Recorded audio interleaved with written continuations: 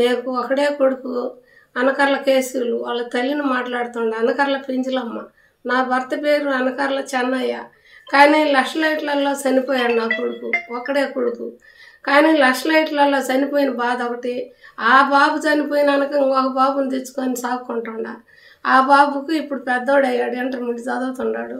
ఆ బాబు చేత అమ్మ నాయన అన్నీ అనిపించుకున్నాం, అక్క అనిపించుకుంటున్నాము, లక్షణంగా చదివించుకుంటున్నాము.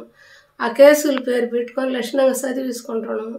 ఇప్పుడేమనిపిస్తుంది, నా బిడ్డ ఒకవేళ లక్షలైట్లలో పోయినా దేశం కోసం ఎంత పేరు ఉంది నాకు, నా తల్లిదండ్రికి ఎంత పేరుంది, అక్కలకి ఎంత పేరుంది అని అది ఒక సంతోషంతో ఈ విధంగా బతుకుతున్నాం సార్ మేము. ఆ బిడ్డ పెంచుకుంటున్న బిడ్డకు సాయి కేసులని, ఆ బిడ్డకి ఏదన్నా గవర్నమెంట్ సహాయం చేస్తే ఆ తల్లిదండ్రికి కూడా ఇంకా సంతోషంగా ఉంటుంది. నా కొడుకు తరపున కేసుల తరపున అని కోరుకుంటుండ.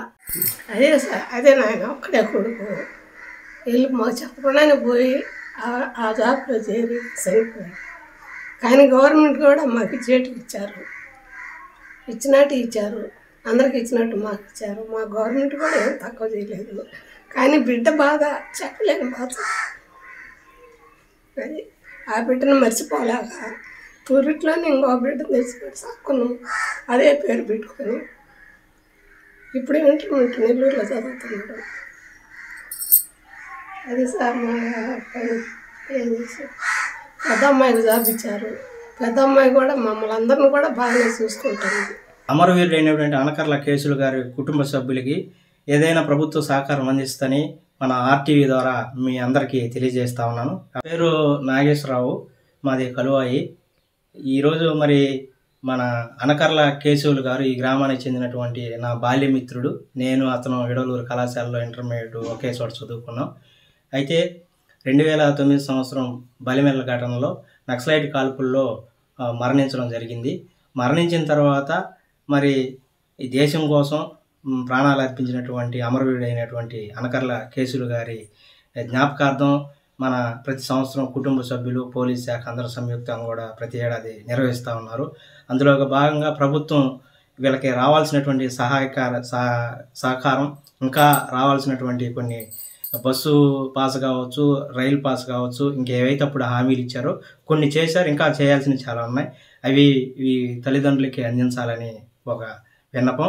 అదేవిధంగా మరి వారి పుత్ర శోకాన్ని దిగమింగుకోలేక అప్పట్లో ఒక బిడ్డను తీసుకొచ్చి అదే కుమారుడి పేరు కేసులుగా, సాయి కేసులుగా నామకరణం చేసుకొని ఆ పిల్లవాడిని చదివిస్తూ ఉన్నారు. మరి ఆ పిల్లవాడు ప్రస్తుతం ఇంటర్మీడియట్ చదువుతూ ఉన్నాడు. ఆ పిల్లవాడికి కూడా వీళ్ళు వయసు రీత్యా చాలా పెద్ద వయసు వాళ్ళు, అదేవిధంగా ఆరోగ్యం సరిగా లేదు. మరి మాకు ఎప్పుడు ఏమవుతుందో తెలియదు.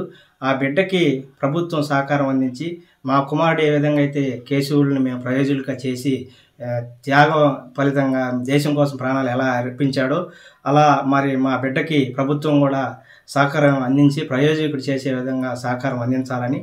మాకు వయసు రీత్యా వయసు ప్రభావం పెరిగింది, మాకు చాలా సమస్యలు ఉన్నాయి, ఎప్పుడు మేము ప్రాణం వదులుతామో తెలియదు. కాబట్టి మా బిడ్డకు కూడా మేము ఉన్నంత వరకు మేము బాగా చూసుకున్నాం. మాతో పాటు కూడా ప్రభుత్వం అందించాల్సిన సహకారం అందిస్తే మా బిడ్డ కూడా ప్రయోజకుడు అవుతాడని. కాబట్టి ఆ దిశగా ప్రభుత్వం ఆలోచించి మాకు రావాల్సినటువంటి ఏవైతే అప్పుడు హామీలు ఇచ్చారో వాటితో పాటుగా మా బిడ్డకి ప్రభుత్వ సహకారం అందించి మా బిడ్డను ప్రయోజకుని చేయాలని ఆశిస్తూ ఉన్నాం అని చెప్పి ఆ తల్లిదండ్రులు కూడా బాధపడుతున్నారు. కాబట్టి మేము ప్రతి సంవత్సరం కేసులు జ్ఞాపకార్థం మేము చాలా ఎన్నో కార్యక్రమాలు కుటుంబ సభ్యులతో పాటు చేసే కార్యక్రమాల్లో పాల్పంచుకుంటున్నాం. కాబట్టి అతను బాల్యమిత్రుడిగా నాకు తెలిసిన విషయాలని మీకు తెలియజేస్తా ఉన్నాను. ప్రభుత్వం కూడా ఆ దిశగా ఆలోచించి మరి త్యాగాలు అర్పించినటువంటి అమరవీరుడి కుటుంబానికి ఏమైతే సహాయ సహకారాలు అందించాలో అవన్నీ కూడా అందించి ఆ బిడ్డకు కూడా ప్రభుత్వం చదివించే కార్యక్రమం కావచ్చు, ప్రయోజకుని చేసే కార్యక్రమం కావచ్చు, ఏవైతే రావాల్సినవి ఉన్నాయో అవన్నీ కూడా అందించి ఆ బిడ్డకి సహకారం అందించాలని, అదేవిధంగా కుటుంబ సభ్యులకి సహకారం అందించాలని కోరుతా ఉన్నాను. చరిత్ర సృష్టించినోడు ఇప్పుడు ఆ చరిత్రని తిరగరాయబోతున్నాడు. అబద్ధాల గోడల్ని బద్దలు కొట్టి నిజాలను రాగా మీ ముందుంచబోతున్నాడు. నిజమైన వార్తల కోసం వెంటనే డౌన్లోడ్ చేసుకోండి రా యాప్ని.